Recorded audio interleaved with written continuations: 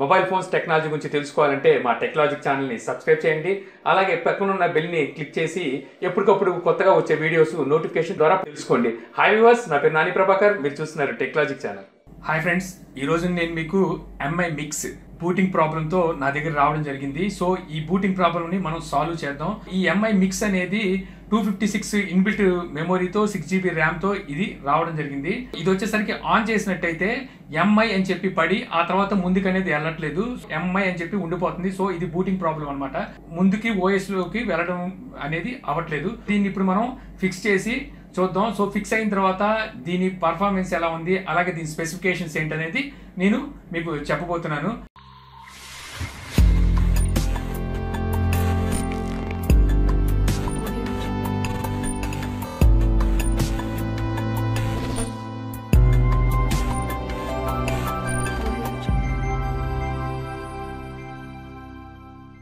So చూడొచ్చు friends, ఇదే MI mix. ఇది వచ్చేసరికి ప్రాబ్లం ఏంటంటే ఇది ఆన్ అయ్యి ఎంఐ అని పడి ఉండిపోతుంది. సో ఇది ఇచ్చాడు మా ఫ్రెండ్. సో దీన్ని ఒకసారి ఎలాగైనా సరే దీని ప్రాబ్లం ఫిక్స్ చేయమని ఒకసారి ఆన్ చేసి చూపిస్తాను. ఆన్ అయింది కదా, ఇంతే. ఇంకెంతకు మించి ఇది ముందుకు వెళ్ళదు, ఇలా ఎంఐ అని ఉండిపోద్ది. దీన్ని మనం ఆన్ చేయగలమా లేదా దీన్ని ఫిక్స్ చేసి చూద్దాం ఒకసారి, ఇది ఫిక్స్ అవుతుందో లేదా అనేది.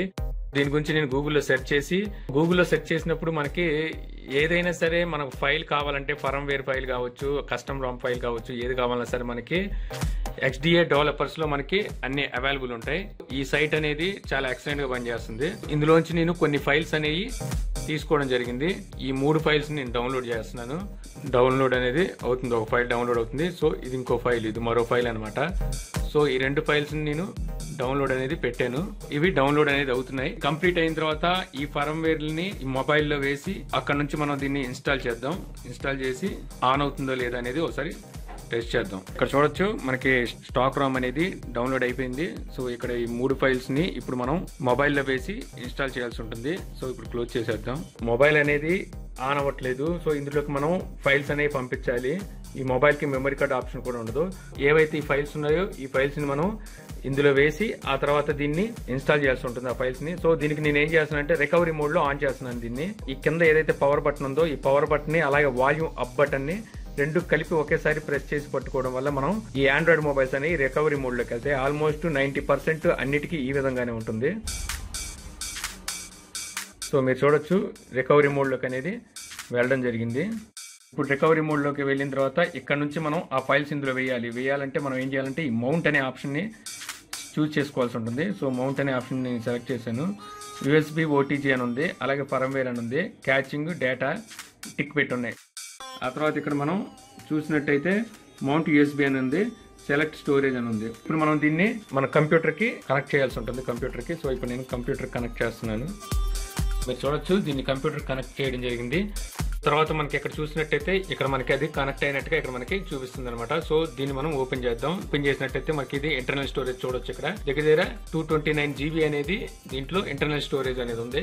సో దీన్ని ఓపెన్ చేసి ఇప్పుడు ఏదైతే ఫైల్స్ ఉన్నాయో సో ఆ ఫైల్స్ ని మనం ఇక్కడ డ్రాగ్ అండ్ డ్రాప్ చేద్దాం. ఈ ఫైల్స్ ని మనం ఇక్కడ పట్టుకొని డ్రాగ్ అండ్ డ్రాప్ కాపీ అనేది అవుతుంది. మీరు చూడొచ్చు ఈ ఫైల్స్ అన్ని కాపీ అయిపోయిన తర్వాత మళ్ళీ మనం మొబైల్ ని కంప్యూటర్ నుంచి అన్ప్లగ్ చేసి ఆ తర్వాత ఏవైతే ఇందులో మనం వేసిన ఫైల్స్ ఉన్నాయో సో ఆ ఫైల్స్ ని ఇన్స్టాల్ చేయాల్సి ఉంటుంది. అది ఎలాగనేది కూడా మీకు ఇప్పుడు చూపిస్తాను.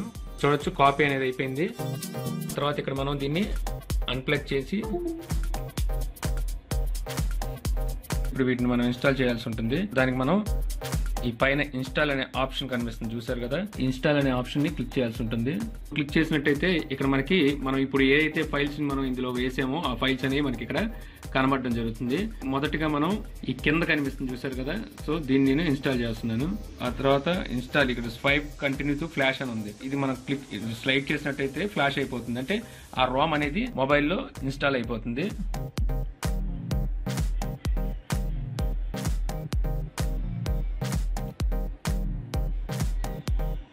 సో మీరు చూడొచ్చు ఇన్స్టాలేషన్ అనేది కనిపిస్తుంది. ఇది కంప్లీట్ అయిపోయిన తర్వాత ఏదైతే ఆ రామ్ ఇమేజ్ ఉందో సో అది కంప్లీట్ గా దీంట్లో ఇన్స్టాల్ అయిపోతుంది. బట్ ఇన్స్టాల్ అయిపోయిన తర్వాత వీటికి మనం ఏదైతే గూగుల్ కి సంబంధించిన యాప్స్ ఉంటాయో ఆ యాప్స్ అనేది మళ్ళీ విడిగా ఇన్స్టాల్ చేసుకోవాల్సి వస్తుంది. ఎందుకంటే ఇది కస్టమ్ రామ్ కాబట్టి మనం విడిగా ఇన్స్టాల్ చేసుకోవాల్సి వస్తుంది. అయిపోయింది. మనం ఇప్పుడు ఒకసారి బ్యాక్ కి వెళ్దాం. సో మళ్ళీ ఇన్స్టాల్ అనేది క్లిక్ చేద్దాం. ఈసారి సెకండ్ది ఏదైతే సెకండ్ ఉందో దాన్ని సెలెక్ట్ చేసి దాన్ని కూడా ఇన్స్టాల్ అనేది చేద్దాం. మీరు చూడొచ్చు జీ యాప్ స్టాక్ అని ఉంది కదా, సో అవన్నీ గూగుల్ యాప్స్ అనమాట. సో ఇది లేకుండా మనకి ప్లే స్టోర్ కానీ గూగుల్ సర్వీసెస్ కానీ జీమెయిల్ కానీ ఏమీ పనిచేయవు. ఖచ్చితంగా మనం ఈ జీ యాప్స్ అనేవి ఖచ్చితంగా మనం వేసుకోవాల్సి ఉంటుంది. మీరు చూడొచ్చు ఇక్కడ మనకి ఇన్స్టాల్ జిప్ 1 అని చెప్పి ఇక్కడ మనకు కనిపిస్తుంది. ఇంకా ఇది ఇన్స్టాల్ అనేది అవుతుంది. ఇక్కడ చూడొచ్చు ఎన్ని ఫైల్స్ అనేవి ఇన్స్టాల్ అయినాయి అనేది ఇక్కడ మనకి చూపిస్తూ జరుగుతుంది. మనం ఏ మొబైల్ అయినా సరే మనం ఈ విధంగా కస్టమ్ రామ్స్ వేసుకోవాలి అనుకుంటే ఖచ్చితంగా ముందుగా దానికి మనం రూట్ అనేది చేసి ఉండాలి. సో రూట్ అయిపోయిన తర్వాత ఆ కస్టమ్ రికవరీ అనేది ఒకటి మళ్ళీ ఇన్స్టాల్ చేసుకోవాల్సి ఉంటుంది. కస్టమ్ రికవరీ ఇన్స్టాల్ చేసుకోకుండా కస్టమ్ ఫర్మ్వేర్స్ అంటే కస్టమ్ రామ్స్ స్టాక్ ఏదైనా అనొచ్చు. సో వాటిని మనం ఇన్స్టాల్ చేసుకోలేము.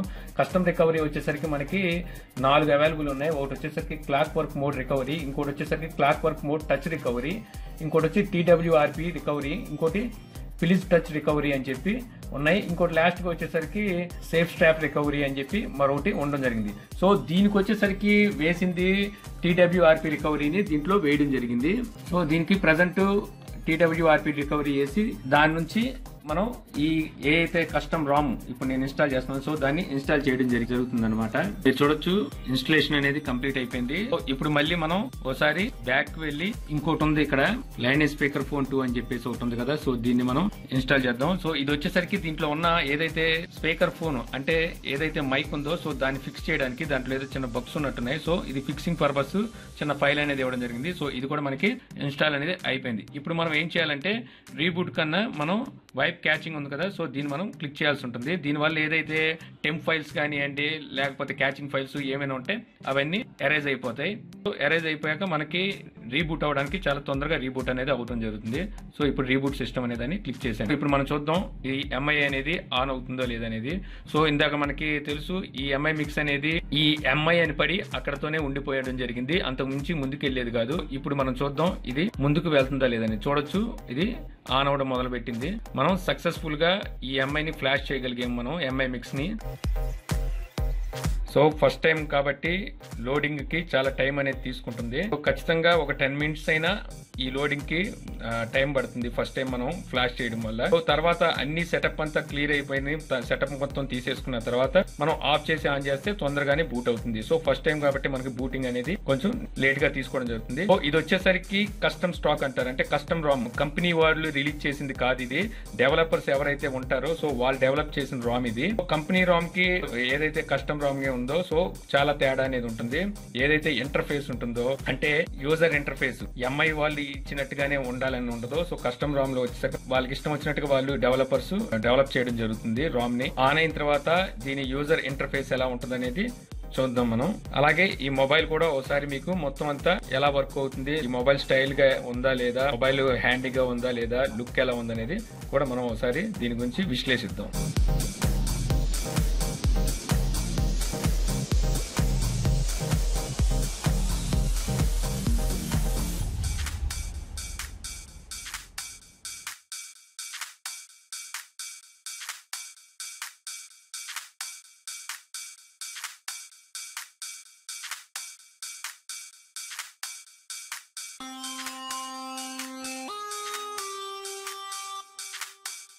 ఇక్కడ మనకి మొత్తం అయిపోయింది. సెలెక్ట్ హోమ్ యాప్ అని చెప్పి అడుగుతుంది. ఇక్కడ మనకి పిక్సెల్ లాంచర్ అలాగే గూగుల్ నౌ లాంచర్ 2 ఉండడం జరిగింది. సో మనకి ఇందులో ఏది కావాలన్నా మనం సెలెక్ట్ చేసుకోవచ్చు. సో నేను ఇప్పుడు పిక్సెల్ లాంచర్ ని సెలెక్ట్ చేస్తున్నాను. జస్ట్ వన్స్ చేద్దాం. చూడొచ్చు మొబైల్ అనేది ఆన్ అయిపోయింది. ఆన్ అయిపోయిన తర్వాత మనకి ఈ విధంగా అనేది కనబడుతుంది. సో మొబైల్ మనం చూడడానికి ఓవరాల్ గా ఈ విధంగా ఉంది. మనం సైట్ చూసినట్టయితే ఇది మెటల్ బాడీ ఇవ్వడం జరిగింది. సైడ్ ఫ్రేమ్ చాలా క్లాసీగా ఫినిషింగ్ ఇవ్వడం జరిగింది. దీనికి మనం కింద సైడ్ చూసినట్టయితే స్పీకర్స్ అనేవి కనబడుతున్నాయి. సో స్పీకర్ మైక్ ఇవ్వడం జరిగింది. కింద టైప్ సి దీనికి ఇవ్వడం జరిగింది అనమాట. పైన కనుక మనం చూసినట్టయితే పైన మనకి మైక్ ఓల్ ఒకటి, అలాగే సెన్సార్ ఓల్ ఒకటి, అలాగే ఇయర్ ఫోన్స్ జాక్ కి 3.5mm ఇయర్ ఫోన్స్ జాక్ ఈ పైన అనేది ఇవ్వడం జరిగింది అనమాట. సైడ్ మనం చూసుకున్నట్టయితే ఇక్కడ మనకి సిమ్ పెట్టుకోవడానికి ఒక ట్రే అనేది ఇవ్వడం జరిగింది. సో ఇది డ్యూయల్ సిమ్ అనేది సపోర్ట్ చేస్తుంది ఈ మొబైల్. మళ్ళీ ఇటు సైడ్ మనం చూసినట్టయితే వాల్యూమ్ అప్ డౌన్, అలాగే పవర్ బటన్, అలాగే మనం లాక్ బటన్ అని కూడా అనుకోవచ్చు. అది ఇటు సైడ్ ఇవ్వడం జరిగింది. బ్యాక్ సైడ్ చూసినట్టయితే మనకి గ్లాస్ ఇవ్వడం జరిగింది. ఇది మనం చూసినట్టయితే ఇది ఫింగర్ సెన్సార్, అలాగే కెమెరా, అలాగే ఇక్కడ ఫ్లాష్ అనేది ఇవ్వడం జరిగింది అనమాట. సో కెమెరా వచ్చేసరికి బ్యాక్ సైడ్ వచ్చేసరికి 16 మెగాపిక్సెల్ కెమెరా ఇవ్వడం జరిగింది. అలాగే ఫ్రంట్ వచ్చేసరికి 5 మెగాపిక్సెల్ ఫ్రంట్ ఇవ్వడం జరిగింది అనమాట. కెమెరా అనేది ఇక్కడ ఇవ్వడం, కింద సైడ్ ఇవ్వడం జరిగింది. దీనికి ఆల్మోస్ట్ అన్ని సెన్సార్స్ ఉన్నాయి. ఏదైతే ఇన్ఫ్రారెడ్, ఫేస్ రీడింగ్ సెన్సార్, అలాగే ఐ రీడింగ్ సెన్సార్ తప్పితే మిగిలిన అన్ని సెన్సార్స్ దీనికి ఉన్నాయి. దీని చిప్ సెట్ వచ్చేసరికి స్నాప్డ్రాగన్ 821 క్వాడ్ కోర్ యూజ్ చేయడం జరిగింది. అలాగే దీని డిస్ప్లే వచ్చేసరికి 6.4 ఇంచెస్ డిస్ప్లే అనేది దీనికి ఇవ్వడం జరిగింది. అలాగే పీపీఐ చూసుకున్నట్టయితే 362 పీపీఐని ఇవ్వడం జరిగింది. అలాగే స్క్రీన్ రెజల్యూషన్ చూసుకున్నట్టయితే 1080p అంటే ఫుల్ హెచ్డి స్క్రీన్ రెజల్యూషన్ ని దీనికి ఇవ్వడం జరిగింది అనమాట. అలాగే దీని బ్యాటరీ కెపాసిటీ చూసినట్టయితే 4400 mAh బ్యాటరీని ఇవ్వడం జరిగింది. ఇది 2 వర్షన్లో రిలీజ్ చేయడం జరిగింది. 128GB 4GB ర్యామ్ తో, అలాగే 256 6GB ర్యామ్ తో దీన్ని లాంచ్ చేయడం జరిగింది. ఇది ఫాస్ట్ క్విక్ ఛార్జర్ ని కూడా సపోర్ట్ చేస్తుంది. అలాగే దీని వెయిట్ విషయానికి వస్తే ఇది దగ్గర 209 గ్రామ్స్ దీని వెయిట్ అనేది ఉండడం జరిగింది. సో కొంచెం మనం హ్యాండిల్ గా చూసుకుంటే కొంచెం హెవీగానే అనిపిస్తుంది. దీని డిస్ప్లే వచ్చేసరికి IPS LCD డిస్ప్లేని దీనికి ఇవ్వడం జరిగింది అనమాట. సో మనం చూసినట్టయితే మిక్స్ డిజైనింగ్ బై MI అని చెప్పి ఉండడం జరిగింది. చాలా గ్లాసీగా ఫినిషింగ్ అయితే చాలా ఎక్సలెంట్ గా ఉంది. హ్యాండీగా కూడా ఉంది, బట్ కొంచెం హ్యాండీగా ఉంది అనే కన్నా కొంచెం పెద్దదైందనే చెప్పాలి. వెడల్పు అనేది కొంచెం ఎక్కువగా ఉంది. సో దీన్ని పౌచ్ చేసుకుని వాడకపోతే స్కిట్ అయ్యే ఛాన్సెస్ ఉన్నాయి.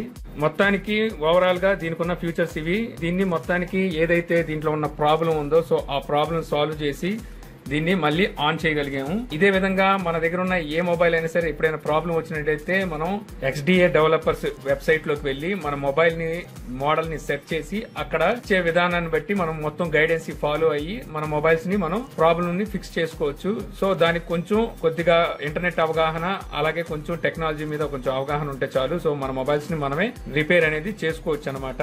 సో ఈ వీడియో ద్వారా MI మిక్స్ బూటింగ్ ప్రాబ్లమ్ ని ఎలా ఫిక్స్ చేయొచ్చు అని చెప్పి తెలుసుకున్నాను చెప్పి నేను ఆశిస్తున్నాను. ఈ వీడియో కనుక మీకు నచ్చినట్టయితే లైక్ చేసి షేర్ చేయగలరు. అలా యూట్యూబ్ లో మా ఛానల్ ని సబ్స్క్రైబ్ చేయకపోతే కింద మన ఛానల్ ఐకాన్ ఉంటుంది. సో దాని మీద క్లిక్ చేసి సబ్స్క్రైబ్ చేయగలరు. అలా మీ సలహాలు సందేహాలు ఏమైనా ఉంటే కింద కామెంట్ బాక్స్ లో ఇవ్వగలరు. Thank you for watching.